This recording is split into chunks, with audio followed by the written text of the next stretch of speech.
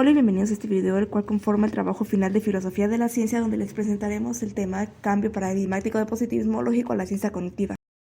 Se realizará el análisis de la revolución científica que se desarrolló entre 1920 con el surgimiento del positivismo lógico y 1950 con el surgimiento de la ciencia cognitiva. El análisis se realizará según los criterios establecidos por Kuhn en su estudio sobre las revoluciones científicas y la ciencia normal. Se incluirán el esquema de estudios sobre la microestructura del cambio científico de Philip Kitcher. Se analizarán en qué partes de la historia de la revolución cognitiva se aplican sus criterios sobre el cambio científico, microestructura de la ciencia del positivismo lógico a la ciencia cognitiva que se suscitó entre 1930 y 1960, es decir, entre el apogeo, la caída del positivismo lógico y el surgimiento de la ciencia cognitiva. Henri de Saint-Simon, filósofo francés, desempeñó un papel fundamental en la promoción y desarrollo del positivismo. Buscaba aplicar las ideas de las ciencias físicas en los estudios sociales, ya que para él estas ciencias tenían el mismo estatus. Auguste Comte, filósofo francés y padre fundador de la sociología del pensamiento positivista, afirmaba que los problemas sociales debían ser analizados desde una perspectiva científica, fundamentándose en la observación empírica de los fenómenos sociales únicamente por medio de la ciencia positiva. Comte creía que la sociedad y la humanidad evolucionaban a través de tres etapas: la teológica, la metafísica y la positiva. En la etapa positiva, la razón y la ciencia reemplazarán gradualmente las explicaciones basadas en la religión y la filosofía abstracta. También enfatizó la importancia de la sociología como una disciplina científica para comprender y mejorar la sociedad. En 1842, Comte publicó Curso de Filosofía Positiva y en 1844 Discurso sobre el espíritu positivo. En estas obras expuso su análisis de los conocimientos vigentes al momento necesarios para dar cuenta de la idea evolutiva del conocimiento, así como también la teoría general del positivismo como filosofía primera. Principales fundadores. Moritz Schlick fue un filósofo, físico y profesor alemán, fundador del Círculo de Viena y promotor del empirismo lógico. Su obra Espacio y Tiempo en la experiencia y en la ciencia es una contribución importante. Alfred Ayer fue el mayor defensor del neopositivismo que hubo en Gran Bretaña antes de la guerra. De este periodo, su obra más conocida es Lenguaje, Verdad y Lógica. Rudolf Carnap, filósofo y lógico alemán, conocido por su trabajo en la lógica y la filosofía del lenguaje, y su libro La construcción lógica del mundo es una obra clave del positivismo lógico. Otto Neurath, filósofo, sociólogo y economista austriaco, quien también fue un miembro influyente en el Círculo de Viena, colaboró con Schlick y Carnap en la formulación de principios del positivismo lógico. El Círculo de Viena era un grupo de pensadores, científicos, filósofos que se reunían periódicamente para discutir temas científicos de manera informal. Discutían qué era la ciencia y lo que no. Este comenzó siendo un grupo de discusión y terminó siendo un movimiento organizado. El objetivo del Círculo de Viena era establecer una filosofía científica dejando de lado la metafísica que tenía la ciencia. El término positivismo lógico fue creado por el Círculo de Viena al publicar su primer manifiesto oficial titulado La visión científica del mundo en 1929. En ese mismo año, en el primer Congreso de Praga, donde, como ya mencionamos, se tomó la decisión de publicar su primer manifiesto oficial titulado La concepción científica del mundo, no solo se logró eso, sino que se crearon múltiples alianzas con instituciones y grupos de pensadores filósofos.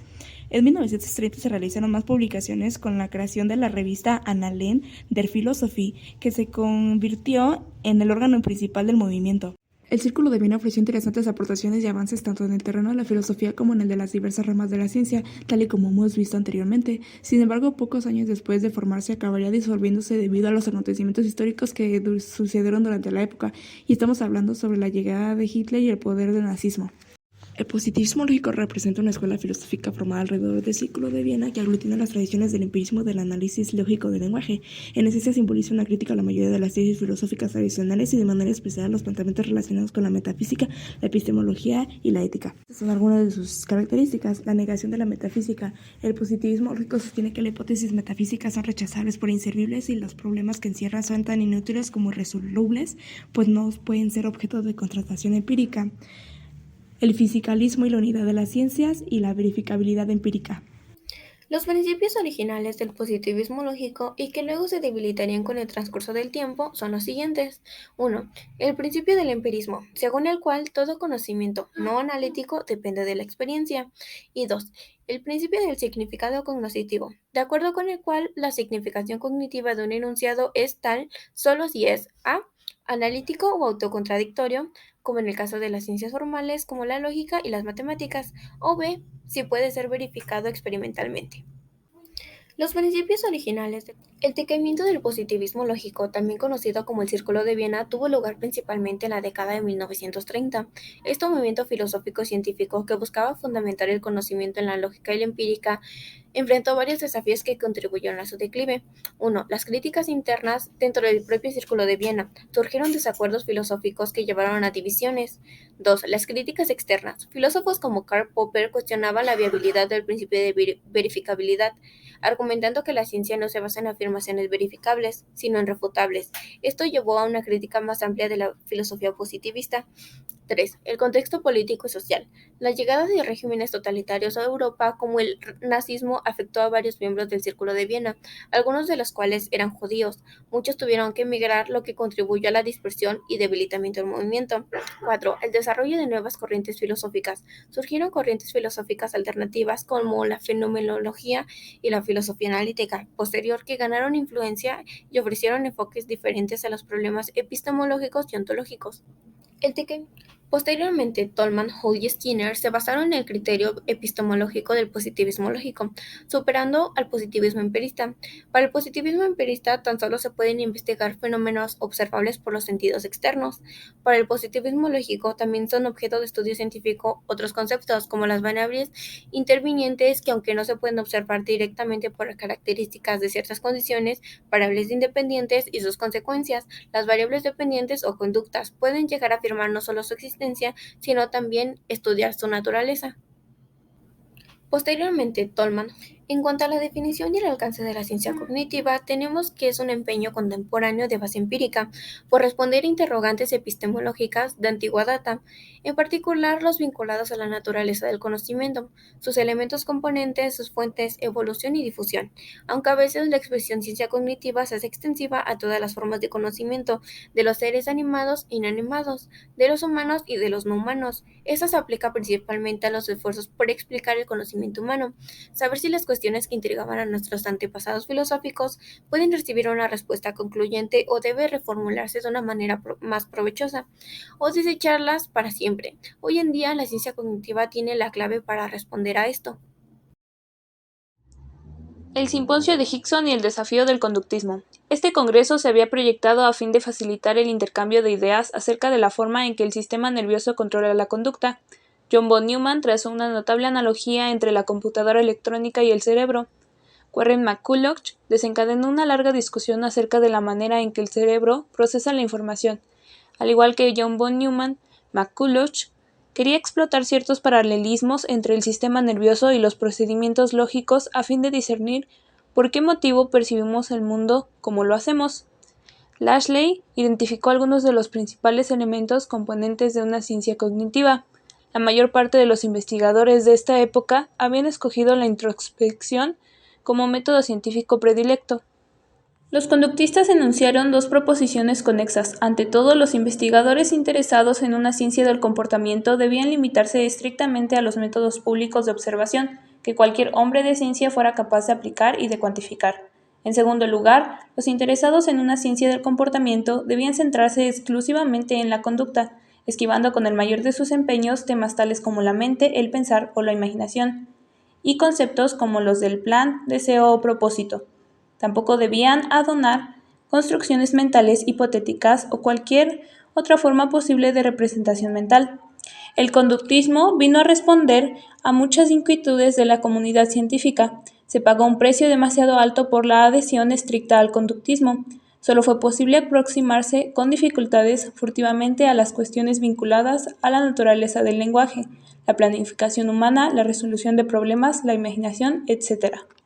Lashley puso en tela de juicio también dos dogmas fundamentales del análisis neuroconductual: la creencia de que el sistema nervioso se halla la mayor parte del tiempo en un estado de inactividad, y la de que reflejos aislados resultan activados solamente cuando aparecen formas específicas de estimulación. Los científicos que se ocupaban del comportamiento humano se habían mostrado renuentes a investigar el lenguaje a causa de la complejidad y de su relativa invisibilidad como forma de conducta. Lashley no solo se centró en el lenguaje, sino que manifestó su deleite por la complejidad de este, e insistió en que otras actividades motrices no eran menos intrincadas. La ciencia cognitiva fue admitida el 11 de septiembre de 1956. Los neurocientíficos comenzaban a registrar los impulsos provenientes de las neuronas en el sistema nervioso. Los investigadores emprendieron la recopilación sistemática de datos vinculados a la capacidad de los habitantes de culturas remotas para nominación, clasificación y formación de conceptos. Los seres humanos, igual que las computadoras, albergaban programas y era posible invocar el mismo lenguaje simbólico para describir los programas de ambas entidades. Los etólogos europeos habían llegado a la conclusión de que los animales debían estudiarse en su hábitat natural, practicando una observación cuidadosa en condiciones naturales y realizando poco a poco experimentos informales sobre el terreno. Revelaron el extraordinario ajuste que existe entre los animales y su entorno, el característico Umwelt, o mundo circundante de cada especie y los particulares estímulos en los periodos críticos o sensitivos. La influencia de la Fundación Sloan en el surgimiento de la ciencia cognitiva. Durante este periodo, la Fundación Alfred P. Sloan, con sede en Nueva York, brindaba apoyo financiero a lo que llamaban programas particulares.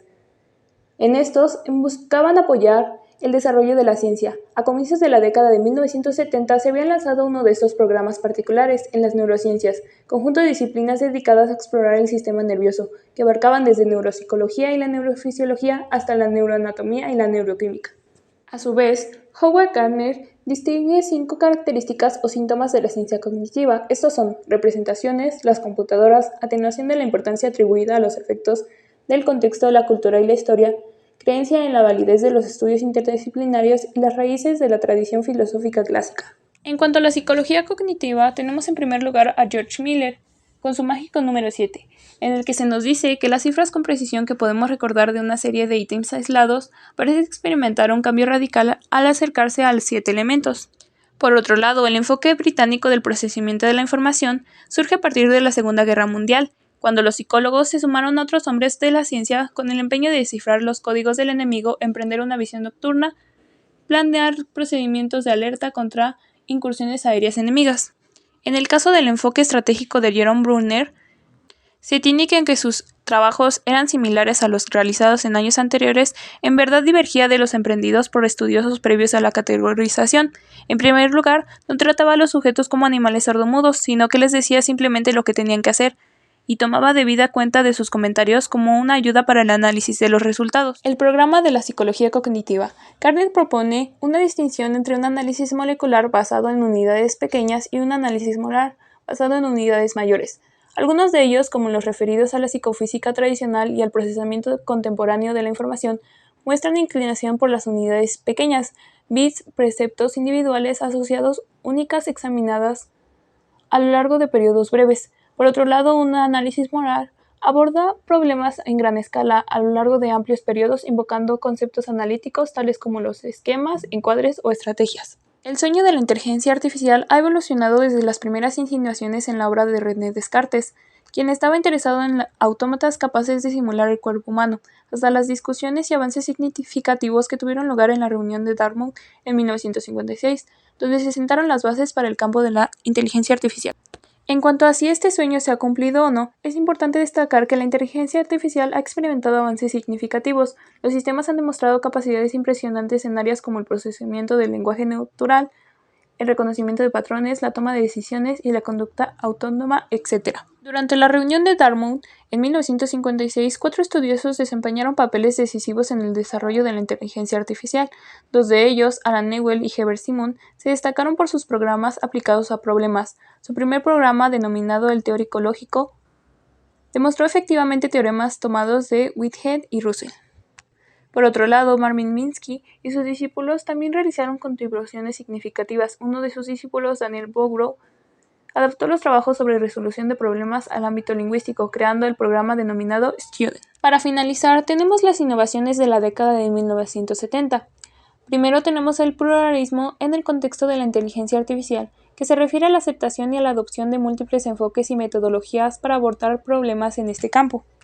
En cuanto a la comprensión del lenguaje, se lograron avances significativos en el desarrollo de sistemas que pudieran comprender y procesar el lenguaje natural de manera más sofisticada. Por ejemplo, se llevaron a cabo investigaciones en la comprensión y la inferencia significado a través del lenguaje escrito.